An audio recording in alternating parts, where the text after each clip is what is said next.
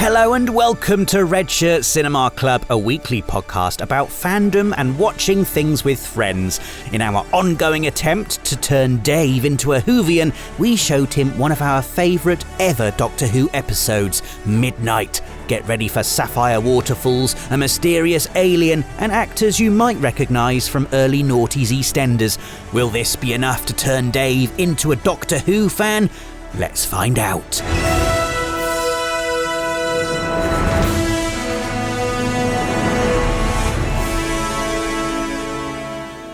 Think you've seen it all? Think again. Outside those doors, we might see anything. And if you come with me, nothing will ever be the same again. Come on, let's go. Doctor Who, coming soon to BBC One. Hello and welcome back to Red Shirt Cinema Club. I am your host, the rogue Time Lord Rob Pearson, joined once again by Brigadier Nathan Dighton. Hello. And bewildered human companion David Jackson. Do I have to be bewildered? You have to earn it. Okay. Maybe you'll be... Oh, I see. I could progress. You could progress, yeah. Well, I could progress. We'll see. We'll see. We have just watched Midnight, one of my favourite episodes of Doctor Who ever. The 10th episode of Season 4 of the Doctor Who revival. And because it's one of my favourite episodes, I'm very excited and have been very excited for some time now to show this episode to Dave and to hear what Dave thinks about it. But before we set our TARDIS on a course for the Opinion Nebula, we're going to be making a pit stop at Planet Synopsis. Oh, that's good. That's good stuff. Dave, would you care to give us your synopsis of the episode Midnight? I will, and I'll keep it snappy because we have already had a synopsis of the episode Midnight on the podcast for listeners of episode 1. Yes. But this will be my synopsis. So, our Doctor, now David Tennant, is on the planet Midnight, specifically at a kind of leisure complex. Yes. With his companion, whose name I don't know. Donna Noble. I guess they're just on holiday. It's not really clear to me. I think they're just having a nice time. And this planet is very interesting because it's circling is it an sun? There's a very bad... Extonic radiation. Extonic, that's right. It's called. Yes, an extonic sun, which means that it's very beautiful. The whole world is basically crystals and nothing can live there. That's very important. Nothing, no life whatsoever can live there. Yes. And the Doctor wants to go on a tour of this, I think it's the Sapphire Waterfall or something, or the Sapphire Falls. Donna wants to stay behind and just get a tan or something. So the Doctor goes on a kind of tour, which is billed to be a 4-hour round trip in a kind of futuristic space bus to go and see this particular phenomena. And the usual route that the bus would take is closed for some reason, some kind of landslide or something. So the computer calculates a new route and off they go. And there's about 8 people in this bus, I think, passengers. There's what do you call them? Like a flight attendant, but it's a bus. A bus attendant. A hostess. Yeah. And then in the front we've got the driver and the mechanic. And they're getting to know each other. There's kind of in-flight entertainment, which was awful. And I was so glad that the Doctor felt the same way as I. And he uses his sonic screwdriver to kind of dismantle that so that everybody is forced to chat and get to know each other. Some way into the journey, the engine kind of fails. They're not really sure why. The Doctor goes to investigate.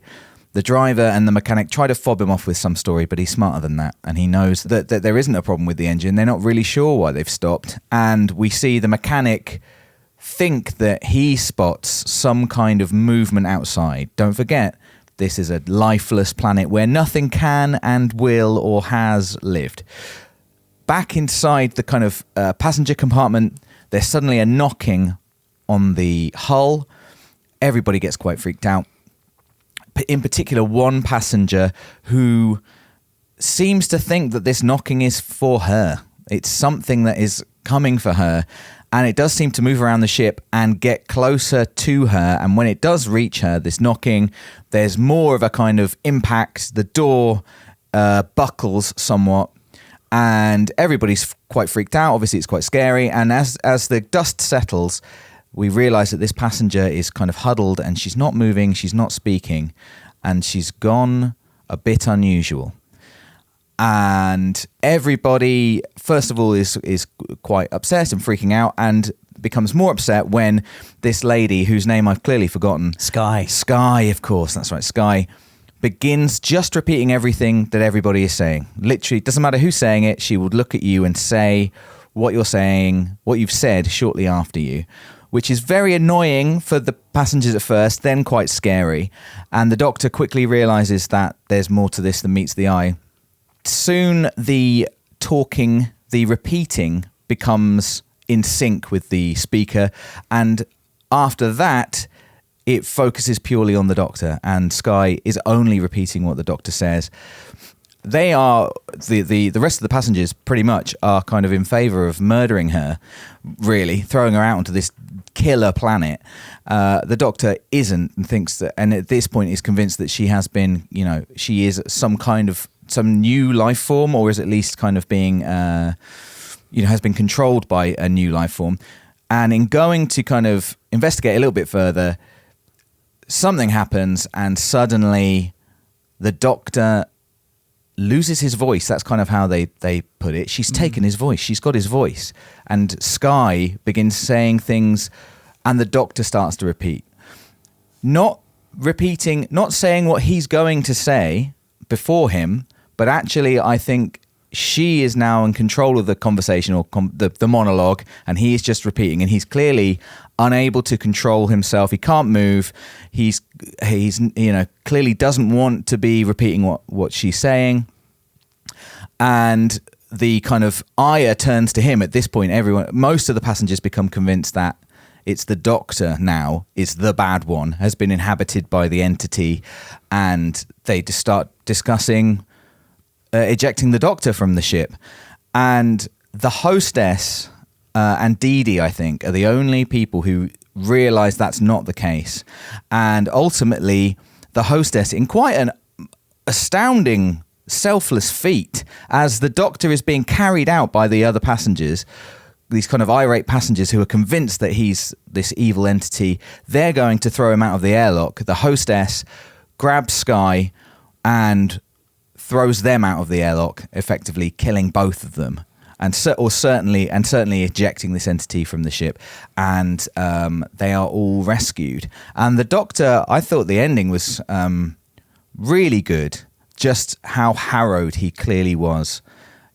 I don't have a lot of experience with Doctor Who, as we know, but he's more or less throughout been quite a kind of sprightly, sarcastic, witty kind of, it seems to laugh a lot in the face of all kinds of adversity.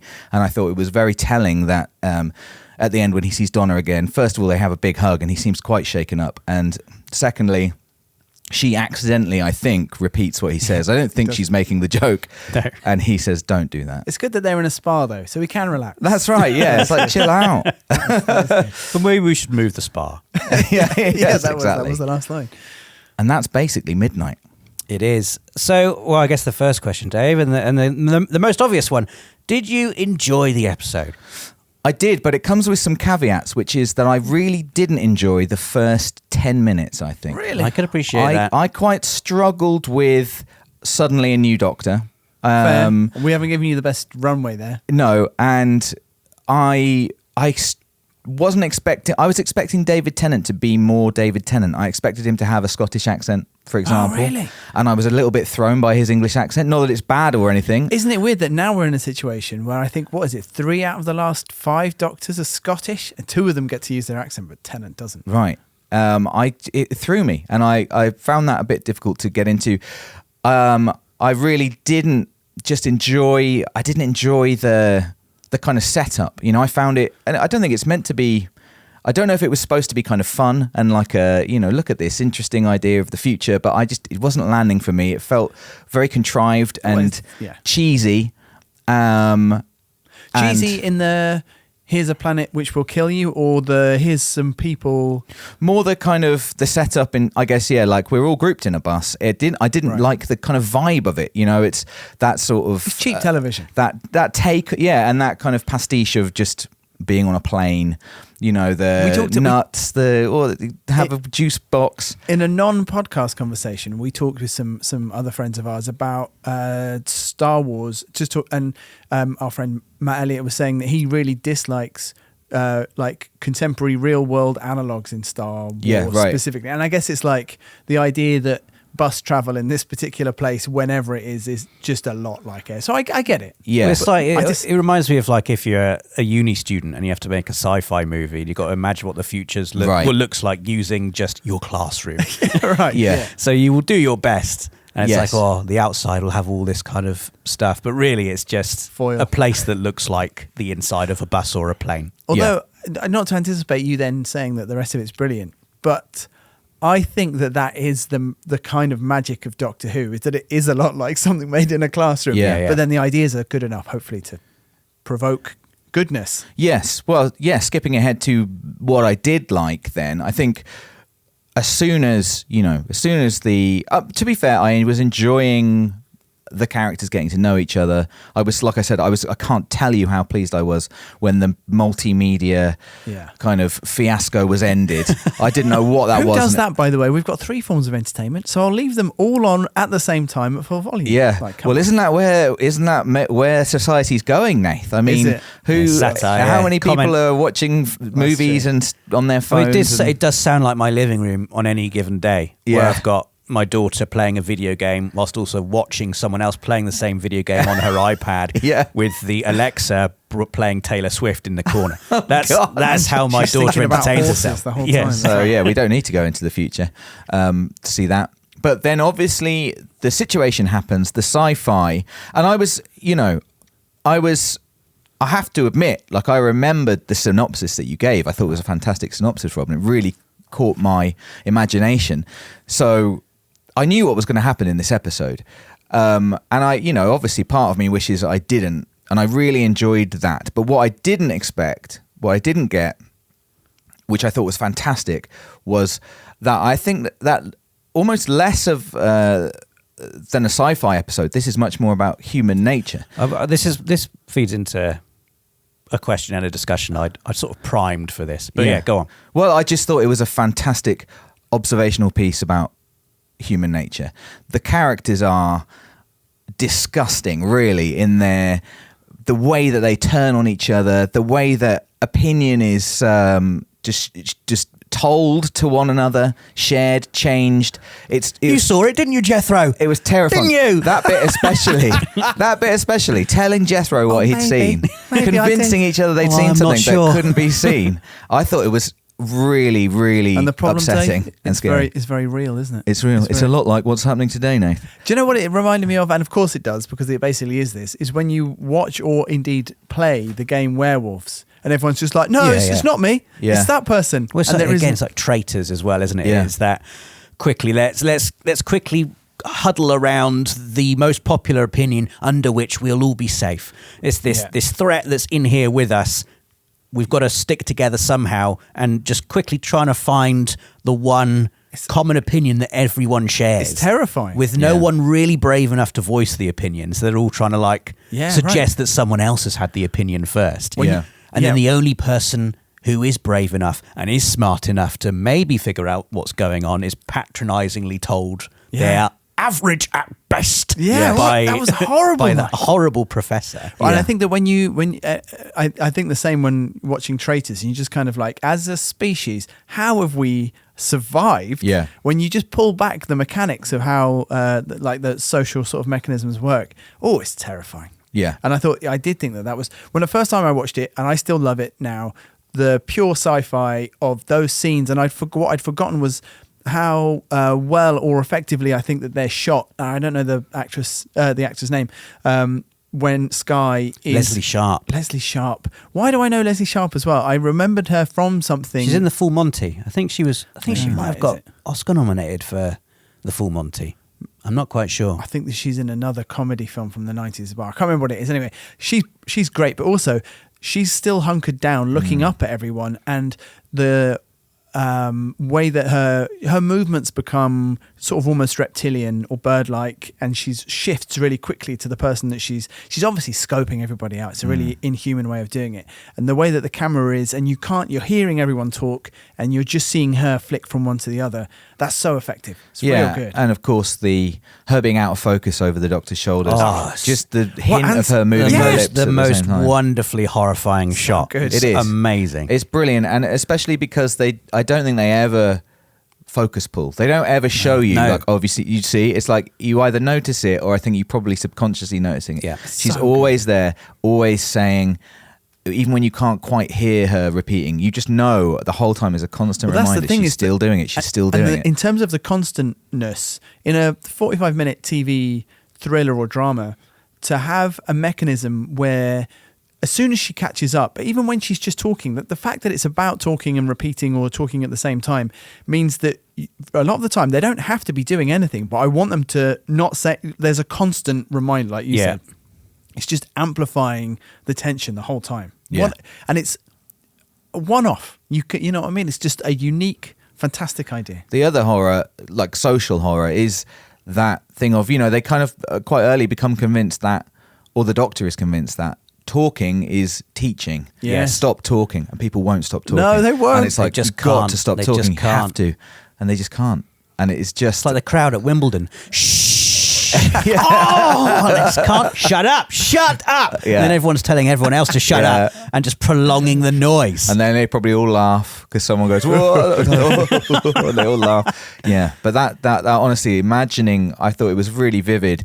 I could completely imagine being in that situation and seeing it just escalate out of control and hating it and having no way to get everybody on side, or it's just horrible, really horrible. Rob, I don't want to jump ahead or behind, so I was going to say there is, just on the subject of communication, there was something I was going to mention which I actually spoke to you about already this week, but from The Empty Child. Is it good to do that now, or shall I mention it? Oh, please go ahead, yeah. So, and only that, I think one of the things that I really loved in this era of Who, and over the last week I've been rewatching loads, and just for listeners, my regret, I think maybe a shared regret from me and Rob, is we maybe haven't given enough weeks to Doctor Who. Is so many good episodes, and we're skipping through Tennant, and he's so good.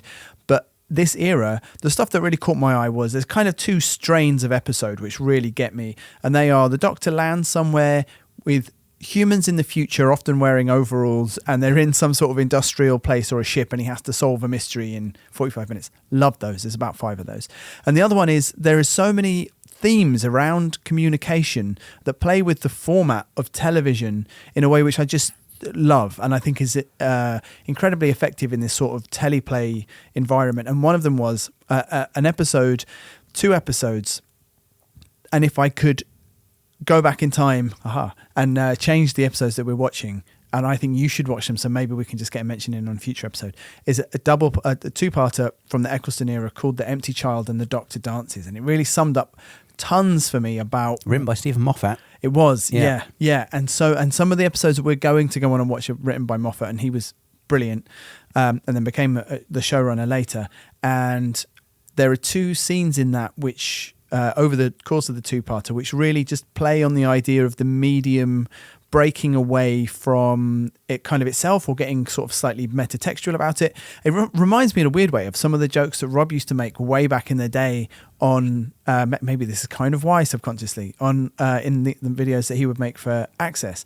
And I'll just tell you one of them, so maybe the other one will still be fresh, and it's that they are hunting or trying to uncover things about this creature, and this creature, all it says is, it asks over and over again, "Are you my mummy?" And that's the basis of the horror. And they're in a room where it has been investigated by a doctor, and it's a World War II set. So they press go on a tape, and they're hearing the sound of this. That's like the backdrop is this questioning. The doctor's asking, the medical doctor investigating in this room has been asking this subject questions about itself, and it's just repeating the same things over and over again. And then at some point you just hear like a flacking noise, flack, flack, flack, flack, flack. But that sound continues, and then at some point someone says, "What's that noise?" It's like, "Oh, the tape's ended." And then everyone's like, "Well, why can we still hear it saying, 'Are you my mummy?'" Oh, God. And it's because it's in the room. And, Yeah.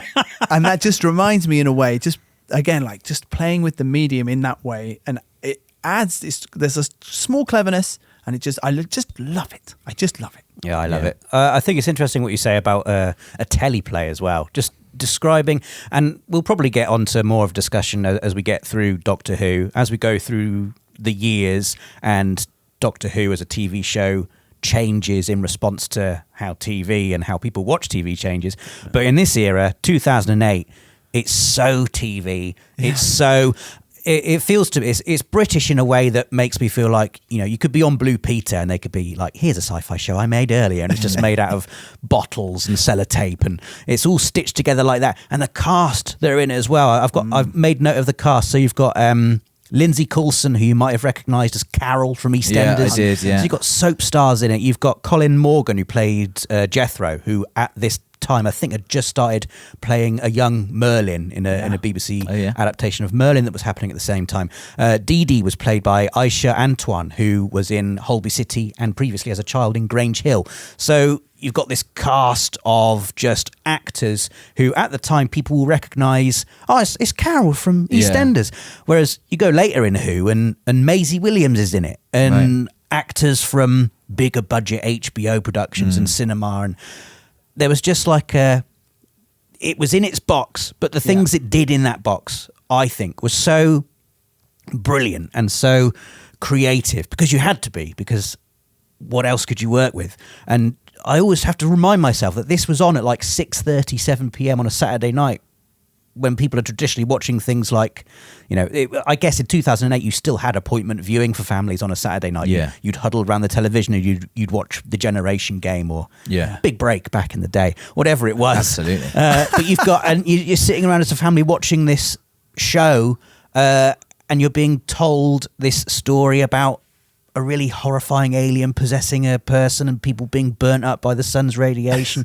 And the stuff that you can pack into it, I just think it's so brilliantly done. I was just going to say it was very theatrical. I mean, Nathan, you said teleplay. I think, just play. And large, I guess that is helped by it being in a very small, contained set. I could just see it on stage 100%. I think this episode has been adapted for stage. Oh, I absolutely would go and see that. And also, I suppose, perhaps by the nature of the creatures, particular brand of weird, the script was very tight, and it's very, the dialogue's very snappy, and it's like got a real tempo to it. And I feel like everyone had to be on top of their game. They've not gone for realism. It's an extremely stylized dialogue. I think one of the things I wanted to talk about was just how the limitations, like you were saying, Rob, they kind of make it. But I often kind of think that sometimes that's because if you work within those limits and you don't try and overextend, and I would say overreach them. And I would say sometimes, because my relationship with Who is hit and miss, and the stuff I love, I really, really love, especially this era, which I feel nostalgic for.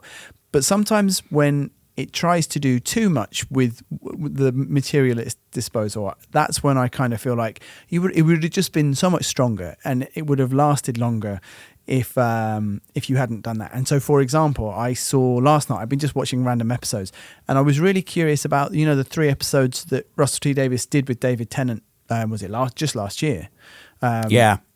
Did you watch them? I've not seen those yet, no. So I watched the first one last year and I didn't particularly enjoy it, so I didn't watch the other 2, and I watched the other 2 last night, and the second one is called Wild Blue Yonder, and it's written by Russell T Davies, and it's as close to a follow-up to Midnight as I think you could get. Oh, really? Oh, so wow. They just pitch up on a ship, and it is at the edge of the universe, so they're looking into nothing, and they have a short discussion in the cockpit of how can there be a borderline to border to nothing, and he explains it. It's like it just is, and that's important so there is like a wilderness outside. The ship is completely empty, and then a thing happens which mimics both of them in a certain way, not by voice but in shape, and then they have to deal with it, and they have to understand it, and they understand that it's understanding them at the same time. It's so much like Midnight. I was like, wow, what are the chances that I would watch this the night before? It's called Wild Blue Yonder, and I would advise you watch it. But I was going to say, some of the special effects in that, and they're way better than they were 15, 20 years ago in the old episodes of Who, but they were just slightly too much for what it was doing. And they tried to pull off a couple of doing action. If you absolutely have to present something visually for a story, keep it as elegant and as minimal as you can. But if you're trying to mount action which is entertaining on its own terms, it has to be so good. Yeah. And this felt like I didn't get much from that, and it looked rubbish. Why have you done that? Limitations are good. I really liked that. Well, even now I'm not 100% sure, but when the mechanic thinks he can see something outside and they cut outside, and I was like, oh, is he talking about, is that something there? And I don't think there is anything to see, but also I don't know for sure. And if there is, it's so minimal as to be very smart. And then obviously, that the you never see an entity in the ship, but then Carol from EastEnders is saying, "You saw it. I saw it. It went into him. We saw it." Right, and I was like, "I don't think we did. We? No. I just thought That is true. the limitations were great. It's working on you. Maybe they decided. I don't know whether they decided it will be actually quite expensive and hard for us to show something, or whether they thought it will be brilliant if we don't show it and everyone will just imagine it, because it is brilliant. Well, the other thing is, I remember when we talked about SD last week, and I think that Russell T Davies resisted the move to HD. It's one of the last shows I think they started recording in HD on the BBC, because it would mean the impact on the special effects budget would be such that it was difficult to produce, and they'd need to spend a greater proportion of their budget on effects than they would otherwise have done, because SD hides a multitude of sins, and it's good to work in that. I also want to say, just to kind of balance my previous point, I do understand it's a Saturday night show. Spectacle it is part of it. I like the really smart sci-fi ideas and going and watching people wearing overalls in the future solve problems about engines. That's me, and I know that I am not the whole audience. I wanted to go back on your point from earlier, Dave, about how you were expecting sci-fi concepts, sci-fi ideas, and you were surprised by how much about people it was. And it's quite a broad general point about sci-fi. And I think this is true of Star Trek as well, certainly the Star Trek I've seen. But I think it's undeniable that the majority of the time that is what sci-fi is about. And the things sci-fi is doing and the ways it tells its stories are usually, ultimately, very much about humanity and about people and about humans, like elves and Vulcans and aliens and the far-flung future. Like they're ultimately just vehicles for us to examine ourselves. And this episode, I think, is such a beautifully focused example of that.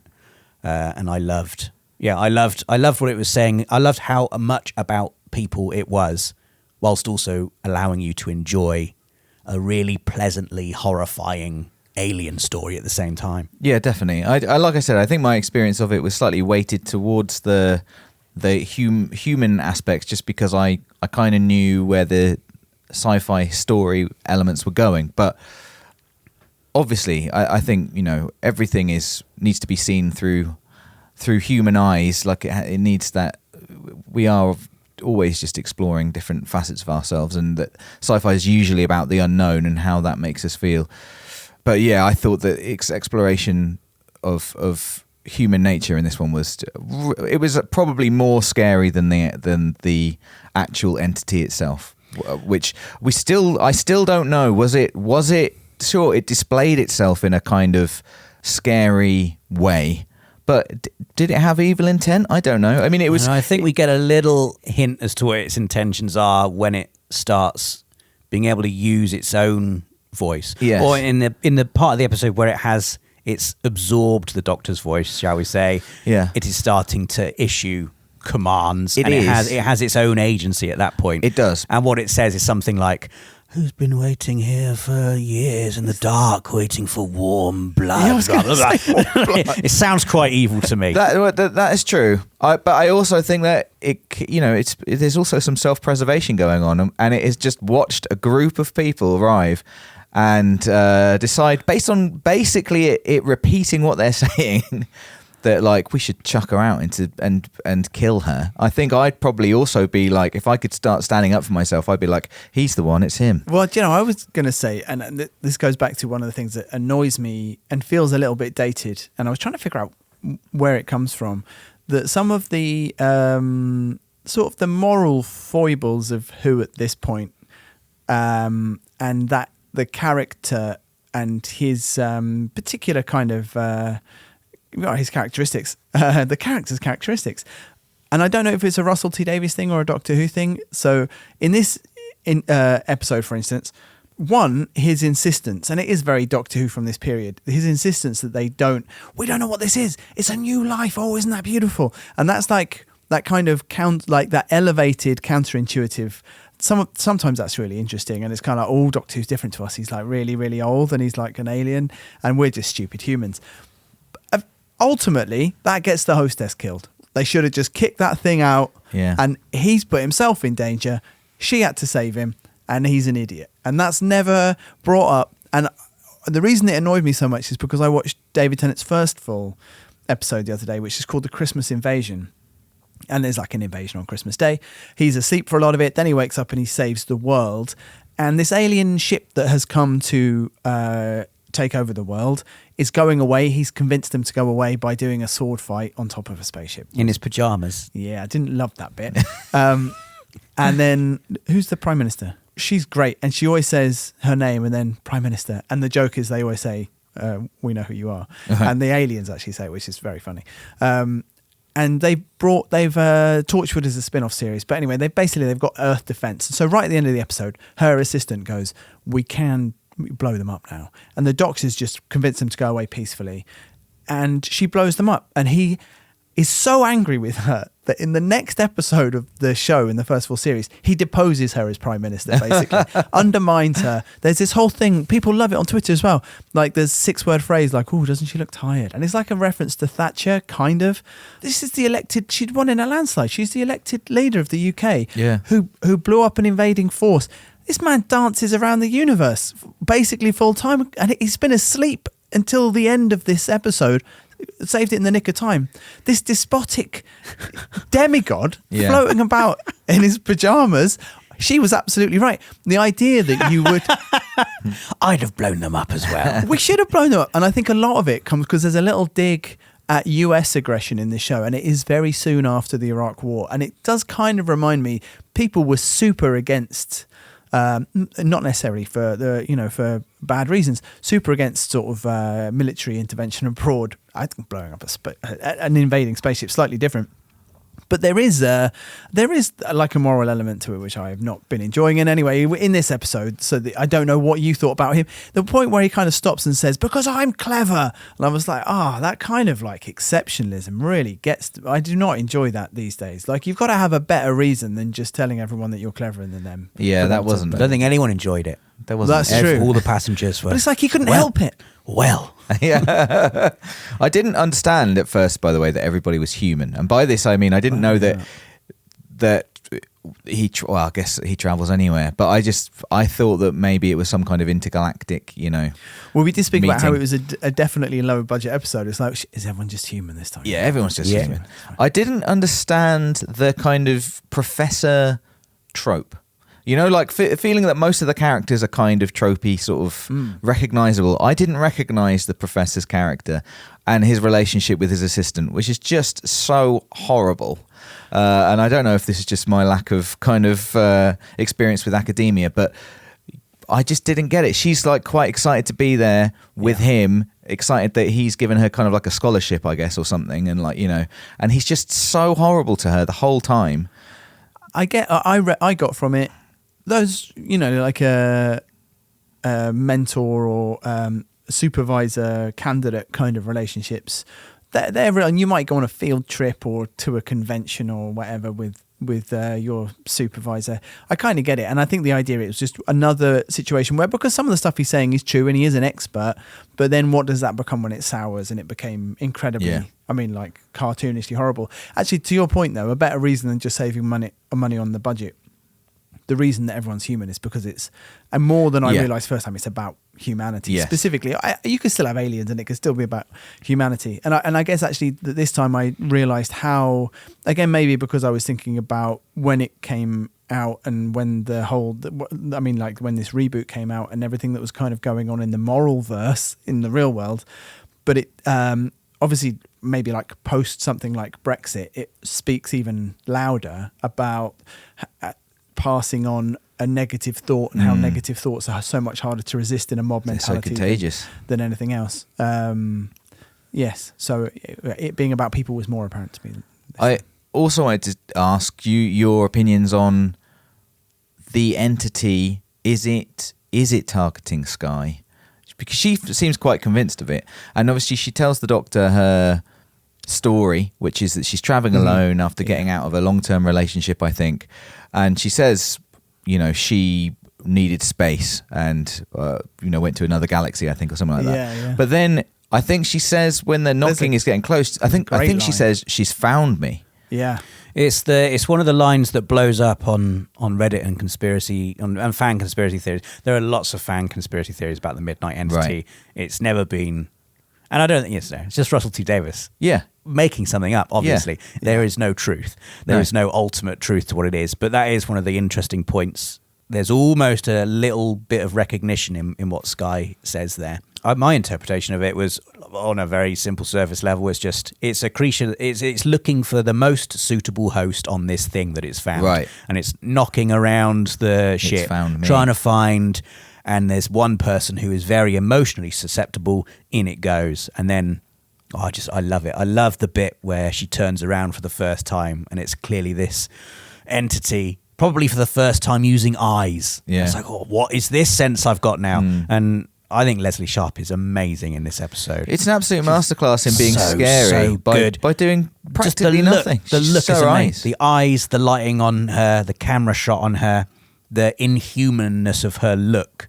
And it's not just like they've not told her do an evil look. It's it's an inquisitive, curious, but incredibly unsettling look. Yeah. That she so perfectly nails like a non-human thing seeing humans for the first time. It absolutely makes my It's so skin funny, crawl. isn't it? As an actor, the idea of getting this and just being like, it's like playing one of those prompts or improvisation games. It's like, you're in a body for the first time. Look at everyone in the room. Yeah. And it's like, how often does that come around?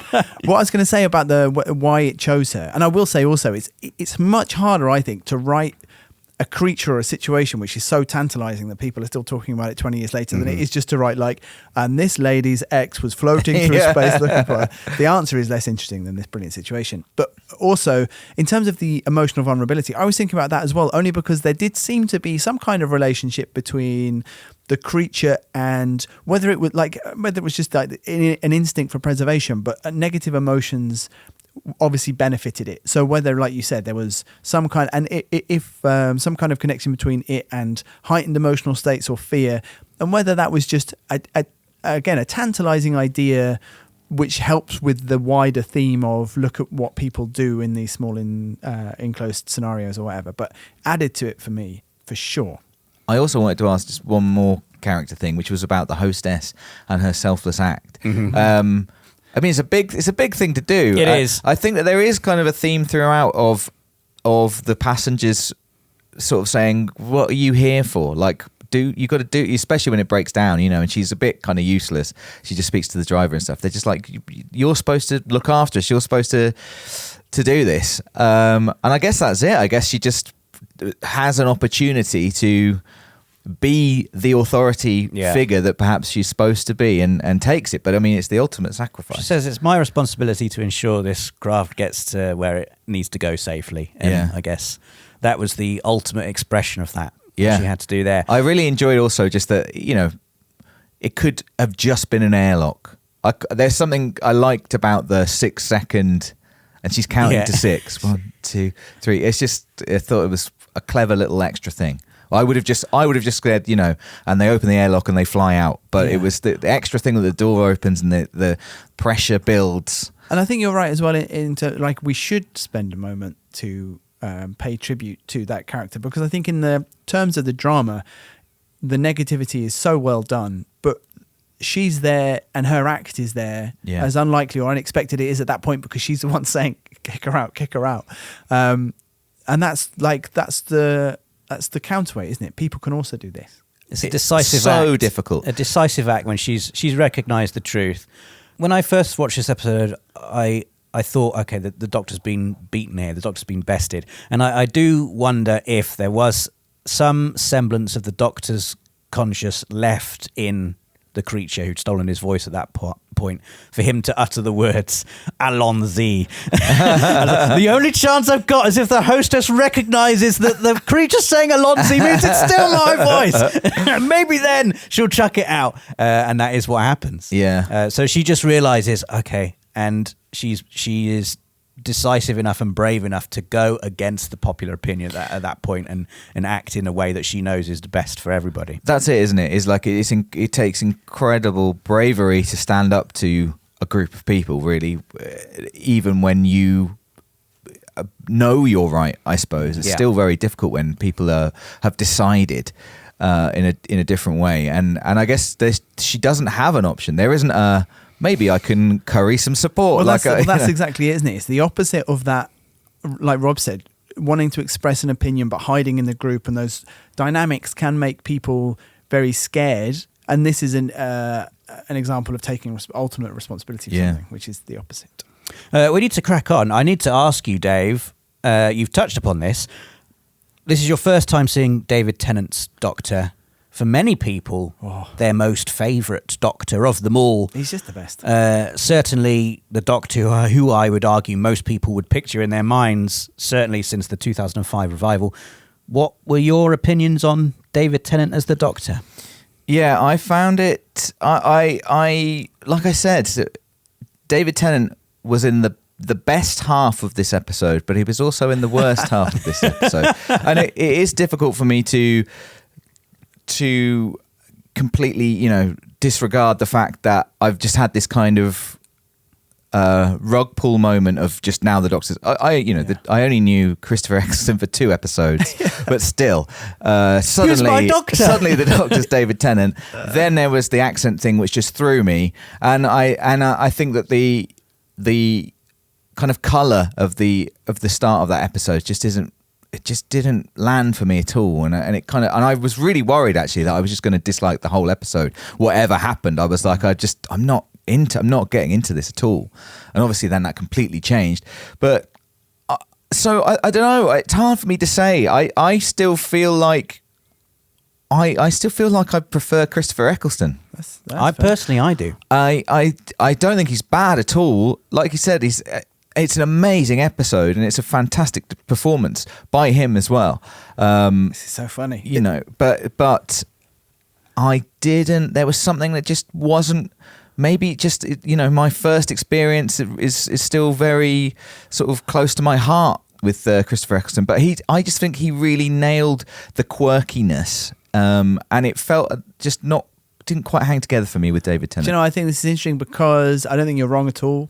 People can have their own opinions, even if they're incorrect. But I think it goes back to our format, which is because we're not painting enough of, not allowing you to see these Doctors, and I mean Eccleston as well, in as many environments as they could. And like I said, there's lots of different sorts of episodes, and we're showing you a mixture of Rob's favourites and a couple of my favourites. I would say actually the one I was just talking about, The Empty Child and The Doctor Dances, that to me was perfect Eccleston, and that's his favourite too as well. He was talking about how Moffat can write for the Doctor in a way that he enjoyed. He thought that Russell T Davies was brilliant for writing for Rose, but not necessarily his Doctor.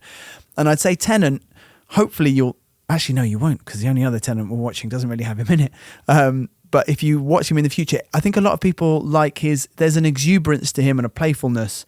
He wasn't even with his companion in this episode, so no bouncing off companions. It's tough, isn't it? Because we'll talk about this a bit later, but we are going to watch another David Tennant era episode, which almost has none of him in it. Right, that's interesting. We are then later on going to watch another David Tennant double bill, which I think is probably the best, one of the best examples of a really good David Tennant with his companion, exciting, scary adventure written by Stephen Moffat.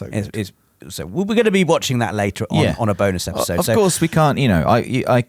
My opinion on who's the better Doctor really is completely meaningless, having spent a total of 45 minutes with David Tennant and slightly more with Christopher Eccleston. But yeah, it just didn't quite... He didn't come as naturally to me, David Tennant, as Christopher Eccleston did, I don't think. And it's always been a controversial opinion that I've held as well, I guess, because I agree. Right. David Tennant, I mean, we will come to this. When we get to the end of the Doctor Who bit of this podcast. Yeah. We're all going to rank our favourite Doctors. Spoilers. We're going to do the Doctor ranking. Spoilers. Yes, we will. But yeah, I have some opinions about David Tennant. I think he's great in a lot of it, but I agree that he doesn't. There's something, and we spoke about it in the last episode. I really appreciated how Christopher Eccleston balanced the bubbly, fun side of the Doctor's personality with that old, tortured soul underneath as well. Yeah. You get it a little bit from David Tennant. He tends to just get. We saw it with he was getting angry with the humans in this episode. Yeah. You got a little bit of his serious face right at the end, where he was like, where Donna's asking him, "What do you think it was?" I don't know. He does I have a don't really know. specific. I'm thinking about the Time Wars face. after 3 seasons, I was Yeah. a little bit tired of. But yeah, I absolutely love this episode so much. I think that Leslie Sharp is incredible in it, and I love that it's never explained. It's just never explained what it was. That's what kids like. They like inexplicable. they murder hate it when aliens. it's not explained. Before we, I forgot to mention just an interesting fact. The professor, who no one liked, was played by Patrick Troughton, who is the son. He's played by David Troughton, who was the son of Patrick Troughton, who was the second Doctor from 1966 Oh, wow. to 1969. And he was only brought into this episode right at the last minute, at 2 days' notice. The original actor Oh, wow. broke his leg just before filming, so had to be replaced. Just an interesting little fact. Yeah. isn't it? He was good though. Well, I mean, the whole cast. And was where good. was David Troughton when the previous actor broke his leg? Who knows? Interestingly, he's also the uncle of Harry Melling, who you might know as Dudley Dursley from the Harry Potter movies. One of the little interesting facts. one of the many Potter actors to have had a bit of a glow up over the years? You'd say. I think Absolutely. he's a really accomplished actor as well. In The Queen's Gambit, he was great. He's been in some good stuff. I want to ask you, Dave, and I asked you this last time. Yeah. But there's an extra bit bolted onto this question this week. Did Midnight remind you of any Star Trek? And this is going to be a real test of how much of a Star Trek fan you are, because Russell T Davies has come on record to say this episode was inspired by a very particular episode of Star Trek The Next Generation. Oh, God. Well, that's really stressful, to be honest. Funnily enough, it's made me think of an episode of The Next Generation, and I'm not sure exactly why, but there's definitely some similarities. The episode, I'm just going to look at your face as I say this, is called Skin of Evil. It's not that one. Oh, damn. Well, Skin of Evil's great, and I've really wanted to show you Skin of Evil, Rob, and it's from the very first season of The Next Generation. The first season isn't fantastic. And it's about Nath, you'll know this one when I describe it if you don't already know what I'm talking about. It's about a shuttlecraft from the Enterprise crash lands on a thought to be uninhabited world. And it crashes right next to this very dark pool, like an oily-like liquid. And it transpires that liquid is alive. It is a being, and it's actually, it turns out, and then, obviously the crew of the Enterprise are trying to rescue their crew from this shuttle away from this, it turns out, very malevolent liquid.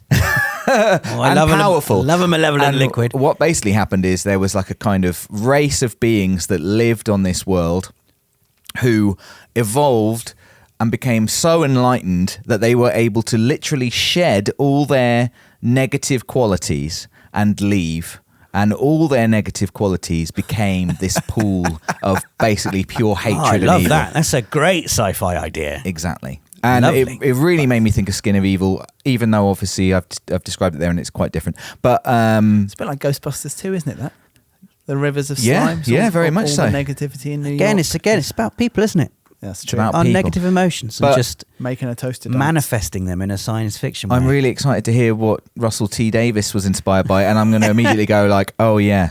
I don't know, because I read the synopsis to this episode, which I have subsequently forgotten most Right. of. All I can tell you is the episode name. It's called Darmok. Season yeah. 5, episode 2. Something about Picard landing on a planet and there being like a double of him or something. I can't remember enough about it to give you a synopsis either. I read the synopsis and I thought, that doesn't sound much like Midnight.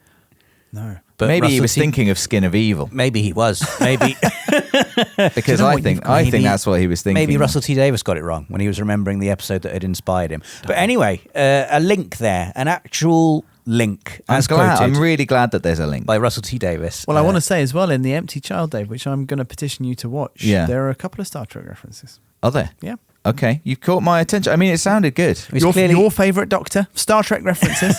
Come on. He's clearly a fan of Star Trek, Russell T Davies. So that's nice to know. Before we get to some mailbag, look at Nath. Yes. I think I've got some We are. mailbag. Yep, I'm just going to go through some quick audience reception for the episode Midnight. It was watched by an audience of 8.05 million, which is strong. chugging along. For Doctor Who, 38% audience share, making it the 5th most watched programme on TV that week. I do often wonder, though, did television ratings reflect how good last week's episode was? Do you know what I mean? Because you don't know how good it's going to be when you sit down. I guess it's trailed. There is the end. It'll be interesting to see what the little trail at the end of the previous episode for Midnight looked like. You will see that. Oh, interesting. In one of our bonus episodes. I've got also the data for the top 4 above Doctor Who on TV that week, which I just found revealing. This is going to make us all very nostalgic one way or the other. I don't think it is. Okay. In first Not necessarily place, in a good way. First place with 9.29 million views was The Apprentice. Oh, okay. I like The Apprentice. In second I'm place, that guy. second place with 8.36 million views was that Wednesday's episode of Coronation Street. Oh, brilliant. God. That was a different time. 8.25 million views was the Tuesday episode of EastEnders. Great stuff. And in fourth place, just pipping Midnight with 8.06 million, was Friday's episode of Coronation Street. Wow. But I mean, doesn't that go to show again, like you said, the contemporary, having those actors who are known from the soaps? There's literally someone who was in EastEnders in this episode of Midnight. That is what people are watching on their TV regularly at this time. Like the landscape of television is so massively different. Critical reception was pretty strong as well. The Guardian's TV reviewer Sam Wollaston described the episode as great. Hey, thanks, Sam. The mantle of Ebert. I promise I watched it. It's tense and claustrophobic and gnaws away at you. And he praised the fact that all the action happened in one confined space with an unseen enemy. Andrew Billen from The Times was less complimentary and said it felt too much of a writing exercise to be really scary. I would disagree. And also said it was a great example of how 2008's series fails as often as it succeeds. Oh, incorrect opinion from The Times there. Travis Fickett from IGN rated the episode 8.6 out of 10. Very precise. Yes, commenting that it was a nice change of pace from the more complex and emotional two-parter that preceded it. And we will be watching that complex and emotional two-parter in a future bonus episode. And he praised the fact that it was tightly written and allowed the viewer to get to know the different passengers. That's fair. I can't argue So, with that. yeah. We will be having a look in a second at what we have got coming up in the next episode. But before we do that, I think, Nathan, it's time to have a little dip into the Red Shirt Cinema Club mailbag. I'll just get the mail out of the bag. Here we go. There it is. There is actually mail, but no bag. I think we need to be honest. Oh, you've ruined the magic of radio. We'll get you a bag. So I've got 3 mails from the bag, which really are going to boil down to a couple of questions to form the basis of a small discussion, but a couple of other points along the way. Just something nice. Actually, this one harks back to our Star Trek series. We had a load of correspondence as we ended Star Trek and then announced our plans for carrying on and doing Doctor Who. We had like a bumper week or two of lots of people getting in touch and lots of messages like this. And I just wanted to share this with you two, actually, because I don't think we have before. This is from Connor Cherry. Thank you for everything and continuing on beyond the Star Trek franchise. Never seen an episode of Doctor Who, but will get a chance to dip my toes in with the podcast. Looking forward to the Alien films and hoping you include the absolute GOAT of AVP. Yeah. But mostly, thank you for giving me a chance to nerd out with my dad, who is usually a very stoic person and watches only sports, but I was able to tap into his childhood nerddom with Wrath of Khan. Loving everything you do. Looking forward to being a fan of the podcast for a long time. Glad to hear. Lovely to hear. I love a bit of connecting dad story. Exactly. Yeah, absolutely. Yeah. I could not get my children to watch an episode of Trek with me if I paid them. But both my kids do love Who because of they just grew up in that time, and we have been watching Who. My grandma used to try and pay me to watch The King and I with her. £1. £1. You liked Oliver? It's really good. And if you could, Rob, you'd go back in time and do it now, I'm sure. Anything for £1 now. She's still alive. She's still alive. I still could. Inflation means it's £3 now. And I wanted to mention this message from IMagin Stafford, which is again very nice, but actually because of the it was looking ahead to our Doctor Who series and just to picked out some fantastic episodes. I've actually mentioned them already, but I've printed this mail out now, so I'm going to read it. Been massively enjoying the podcast, was feeling a bit sad this week, thinking it might be the last episode, so I'm very excited to hear that you're continuing with it. I wanted to put in a vote for you to watch Galaxy Quest. I'm not letting that one go, Rob and Dave, just so you know. We're very aware of the Galaxy request. I've got a plan. The Galaxy Quest request. I would say at the end of that Trek series, 1 in 2 messages mentioned, they weren't necessarily about it, but they mentioned Galaxy Quest. Imogen writes, I think I actually gasped when some of you said you hadn't seen it. Also, every time Rob talked about showing Dave some Doctor Who episodes, I got more excited about the idea. Would love to see what he thinks about episodes like The Empty Child / Doctor Dances, Yep. Blink, got great news for you, Imogen, Ooh. and Wild Blue Yonder. And I reread this message today, and it just and I was like, what's Wild Blue Yonder? And it was the episode I'd seen yesterday, which again is a bit I'm going to have to watch it. I think you'd enjoy it. I slipped out of Doctor Who sort of like midway through Jodie Whittaker's run, and I've always meant to go back and pick it up. I can't watch the extra David Tennant specials until I've caught up with that, but that's fair. I'm excited now. I think, you've really got something to look. It felt to me it's as good as some of the really good stuff from that original Tenant era. So that was from Imogen. I just wanted to say great picks, and also it kind of come right at the moment when we had maybe, we're beginning to, of course there are limitations to this format, but just, oh my God, there's so much that I want to show Dave. And I'd really like you to watch The Empty Child, Dave, if you can. Good, thank you. Lastly. £1. Brilliant. Lastly, a lovely message from Sam Codd, who addresses us as Tribbles and has written a very nice long email, but I want to zone in right at the end. Sam says, I actually think the most interesting ongoing thread so far on our podcast has been around the idea of what is fandom. And that's probably why, to me, you guys are actually watching, what you guys are watching matters less than what's discussed. Sam talks a little bit about being a big fan of the Flaming Lips as a teenager and how just deciding to make that a faction of your personality and how it's difficult for people to disagree with you back then in the pre-internet times. So can I leave you with a couple of questions? I'll read these out and then we can have a quick discussion. Is fandom a personal or communal experience for you? I liked feeling like the one who knew the most about something when I was younger and almost resented others liking my stuff, which I relate to a lot. In the online era, I know I'm not really an expert anymore, so maybe that feeling has softened, or maybe I just have other things to worry about as I've gotten older. And related to the above, for you guys, has it got easier or harder to be a fan of something? I probably didn't have internet access regularly until I was in my mid-20s, so access to anything was much more limited. Did it make it more special when I found something, or does the abundance of content online make it easier to find and embrace? Alternatively, is there now more competition for my time and interest? Thanks for your time. Love the podcast. From Sam. Also, very much enjoyed Tau Zero. Thanks for the recommendation. Oh, Tau Zero is great. Yeah, that's good. I feel like I could get a whole episode's worth out of discussing those questions. Yeah, same. I am very familiar with the feeling like I'm the only one who likes a thing, and then I'm liking feeling it correctly. feeling like a degree of ownership or annoyance when other people start enjoying it, which slides very quickly into something I really detest, which is gatekeeping, and just 100%. cannot be a thing. And I always will have to catch myself if I'm ever having those feelings. But I do remember I read Game of Thrones when I was like 15, 16.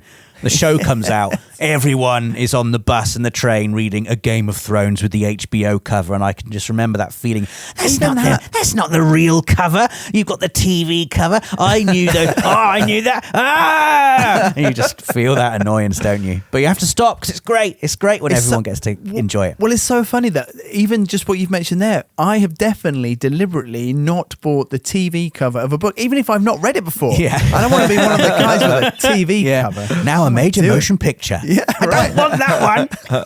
People talking about peeling the Netflix stickers off the Witcher books. My biggest regret was when I had the old edition of the Lord of the Rings with the beautiful, like, sort of oval insignia with J.R.R. Tolkien's name emblazoning on gold in it. Had a beautiful picture. I think maybe Alan Lee had drawn it of Gandalf on the front. Walking down the beautiful. And I lost that copy of Lord of the Rings. I had to buy a new one, and it was like a still from the movie of the Ring Wraiths with the movie font logo on the top. And I love the movies. Yeah. But I was just like, no. Yeah. No. Peter Jackson wouldn't have that copy No, of the he book. wouldn't. Well, especially when the book predates the movies. Yeah. It feels a little bit sad, but So is it a personal, and this is an interesting question for us as well, is fandom a personal or communal experience? Because for us, our jobs have been for a long time trying to have a communal experience of fandom. I think they are both. In my opinion, is they can be both. Yeah. Like fandom can be a real comfort to an individual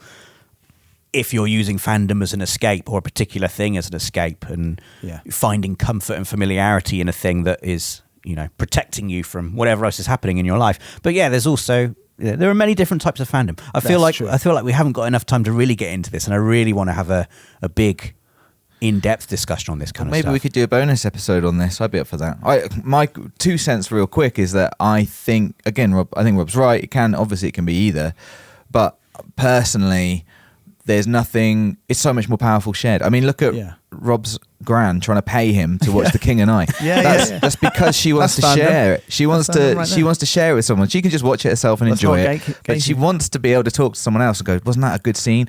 You know. And I think I have. I definitely think that it can be overwhelming. And then to that question, to that point about the amount of time it can take to then be part of this community is massive. And I don't think I've ever done anything like that, honestly. But I also, for example, have a regular D&D game with 4 friends where we pretend that we're in Star Wars. And that is basically another form of fandom and sharing it together. And that's shared, they are people who understand Star Wars in the same way I do and like it in the same way I do, and there's something really joyful about that for me. So I think sharing it is definitely pretty important. I know my 2 cents real quick is that I do definitely respond to fandom being me going down a rabbit hole at home or watching all the movies at once, or I go to the cinema on my own a lot, and engaging with the thing and thinking about it. Obviously I love chatting to you guys about everything that we've come across over the last 15 years or whatever it is. And I would say actually in terms of communal fan experiences, I'd mentioned this before. Recently, Dave, you and I went. There was a sci-fi mini festival in Bristol, and they do them twice a year. And it was just kind of it's a genre movie festival. And we went to a couple of screenings, and then I went to see a screening of The Longest Goodnight, and it had a few introductions. Samuel L. Jackson and Rennie Harlin had done introductions to it, and that room was full of people who loved that film, loved the idea of what genre movies do and why they're worth celebrating, and that fan experience of the directors, they're loving the fact that this thing is still getting shown at festivals, and the feeling in that room was so different to watching it at home. And I loved it. There was a real warmth in that room, and that is the best kind of shared experience to me, and that's what being a fan's about. And I think we all appreciate that on that spectrum, you can without really noticing it, you can go from, I love this thing, to I am an awful person about this thing. Yeah. I mean, this was the antidote to that. So, maybe we'll return to these questions another time. But in the meantime, Sam, thank you very much. Yeah. Some lovely emails there. Please do continue to email us. Do you see my segue into the contact us bit? Here we go. I think an entity entered Rob's body for a moment there. Emails. Let me just repeat this line. Please do continue to send us your emails at redshirtcinemaclub@gmail.com. You can also message us on X/Twitter @redshirtcinema. I love how we can never not mention Twitter. We can never just say X. Hit us up on X. Still got to say Twitter. It's rubbish, isn't it? It is rubbish. It's rubbish. What happens next? Well, what happens next for Doctor Who is that Russell T Davies, David Tennant and Catherine Tate all leave the show after a very well-received 4th season. No particular controversy. I think it was always part of the plan. There are no particular reasons for Russell T Davies leaving other than he doesn't like to do the same thing for too long. He's particularly passionate about Doctor Who and has subsequently returned as the current showrunner. But I think it was always the plan. And Russell T Davies had a particularly good relationship with Stephen Moffat. I think he's gone on record and said that he used to rewrite everybody's episodes, but never touched a word of Moffat's scripts because he liked them so much. And for me, the best episodes of Doctor Who are when Stephen Moffat writes in the Russell T Davies era, and we will see some of that in our bonus episodes. But Stephen Moffat is installed as the new showrunner for season 5, but there is a gap between season 4 ending and season 5 starting, and it's quite a long, drawn out goodbye. The reason for this was they wanted the new team to have time to settle in and bed down and create the show. So across 2009, there are 5 sort of standalone specials that are released where Russell T Davies is still the showrunner, David Tennant is still the Doctor, culminating in a big 2-parter towards the end of 2009. In fact, I think it's the Christmas special 2009, and then the second part of it bleeds into New Year 2010. And it's the End of Time Part 1 and the End of Time Part 2. The End of Time Part 2 was watched by 12.2 million viewers. Wow. So this is how many people tuned in to David Tennant's then last appearance as the Doctor. As it would turn out, he was not done. Yeah. But at this stage, he was done. I don't think everyone had loved David Tennant. The 4th season was super well received critically and by the audience. No one wanted him to go. David Tennant didn't want to go. Oh. So much so that his very final line as the Doctor, as he steps into the TARDIS one final time, is, "I don't want to go." Wow. And he steps in and he regenerates in a very emotional scene, and he regenerates into Matt Smith's Doctor, who takes over the role as of season 5. So is that more of a kind of BBC decision to sort of refresh things, try and generate some more, excitement with a new Doctor? I think it's just a natural progression of things. Like there comes a point where everyone's like, I've done what I can in this role now. Certainly was nowhere near as bad a feeling as when Christopher Eccleston left the show. Everything was on very good terms, and it's probably why David Tennant has come back to the series again and again going on. But yeah, it's just a fresh start for everyone. Fresh, new showrunner, new Doctor, new companion. So starting in 2010, Stephen Moffat takes over. Matt Smith is the Doctor, who has subsequently gone on to have like an incredibly successful acting career. I think very underrated actor, Matt Smith.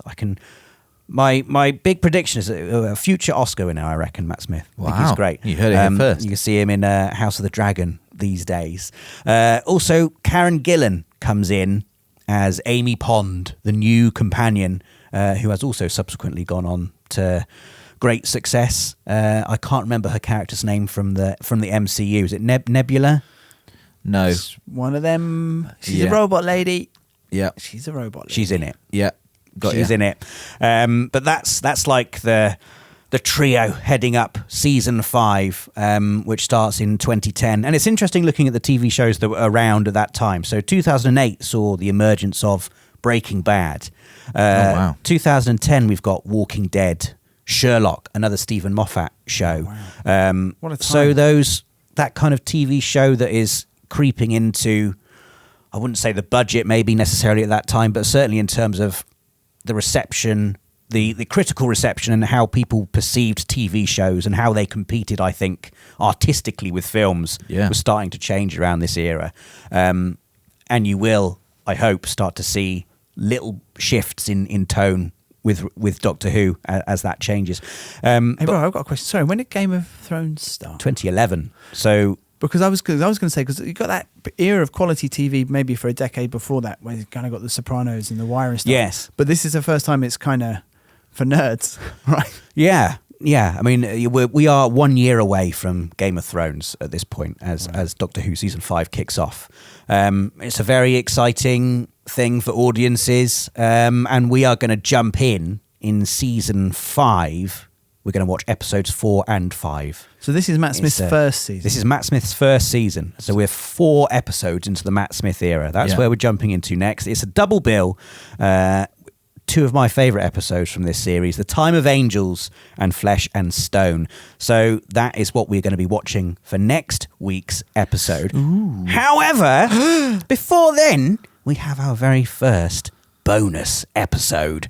So in just 2 days' time, on Wednesday, we are going to be showing Dave and then talking about an episode we've mentioned previously. In this episode, it's Blink. So we're going back to season 3 Okay. The David Tennant era. I'm going to get some more Tenant. This is, I'm not going to say too much about it, Dave, other than that it's a great episode to watch before the double bill we're about to watch, because it will prepare you for a thing you are going to see. But it's the perfect episode if you've never seen any Doctor Who before, I think, to jump in, because it's a very self-contained standalone story. I think Stephen Moffat wrote this one, and he wrote it very quickly, based on a short story he'd written before. The Doctor is barely in it. It's one of those classic episodes where it's called a Doctor Light episode. So it's very self-contained.